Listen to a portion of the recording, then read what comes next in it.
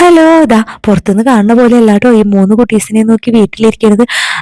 സംഭവം നല്ല രസമാണ്. കുട്ടികളുടെ കളി, ചിരി, കുറുമ്പ് ഇതൊക്കെ നമ്മൾ എൻജോയ് ചെയ്യും. പക്ഷെ ഇത് എല്ലാ ദിവസവും ഇത് തന്നെ ആവുമ്പോൾ നമുക്ക് എപ്പോൾ ഡിപ്രഷൻ വന്നോ എന്ന് ചോദിച്ചാൽ മതി. അപ്പൊ എനിക്ക് ഇടയ്ക്കിടയ്ക്ക് ഒരു സന്തോഷം എന്ന് പറയുന്നത് ഇതാ ഇതുപോലുള്ള ഒരു പുറത്തു പോക്കും ഫുഡ് കഴിക്കലും ഒക്കെ ആട്ടോ.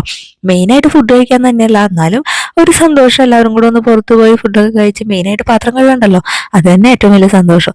അങ്ങനത്തെ കുട്ടീസിനെയും കൊണ്ട് നമ്മൾ പുറത്തു പോകട്ടെ. അപ്പൊ പുറത്തു പോയപ്പോൾ എന്തായാലും പോണ വഴിക്ക് ഒന്ന് മൂലൻസി കയറി നമുക്കൊരു ചെറിയ ഷോപ്പിംഗ് എന്ന് വെച്ചാൽ വലിയ കാര്യമായിട്ട് ഒന്നും മേടിക്കാനില്ല, എന്നാലും ഒരു എന്തെങ്കിലുമൊക്കെ ഒന്ന് കാണുന്നത് മേടിക്കാം എന്നുള്ള രീതിയിൽ കയറിയതാട്ടോ. ആൽഡിയിലും അങ്കമാലിലും നമ്മൾ സൂപ്പർ മാർക്കറ്റിൽ കയറിയിട്ടുണ്ട്. അപ്പൊ പെരുമ്പാവൂർ ആദ്യമായിട്ടാട്ടോ പെരുമ്പാവൂർ സൂപ്പർ മാർക്കറ്റിൽ കയറാൻ വേണ്ടി വന്നതല്ല, നമ്മൾ വെറുതെ ജസ്റ്റ് ഒന്ന് ഒരു വൈകുന്നേരം ഒരു ഔട്ടിങ് എന്ന രീതിയിൽ ഒന്ന് പോകുന്നത്. അപ്പത്തേ സൂപ്പർ മാർക്കറ്റിൽ കയറി എന്ന് മാത്രമേ ഉള്ളൂ, അല്ലാണ്ട് വലിയ കാര്യമായിട്ട് ഒന്നും മേടിക്കാനില്ല.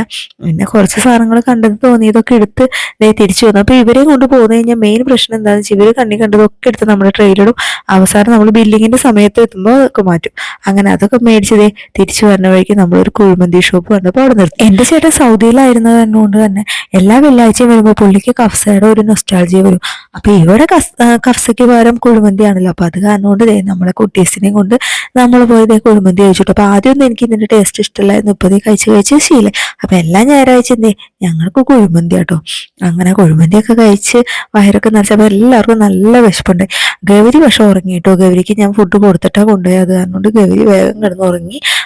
അങ്ങനെ ഞങ്ങളൊക്കെ ഭക്ഷണം കഴിച്ച് തിരിച്ചു വരണ വഴിക്ക് നമ്മുടെ ഫോണിലല്ല നമ്മുടെ കാറിൽ പാട്ടൊക്കെ ഇട്ട് തിരിച്ചു വീട്ടിലേക്ക് വന്നു.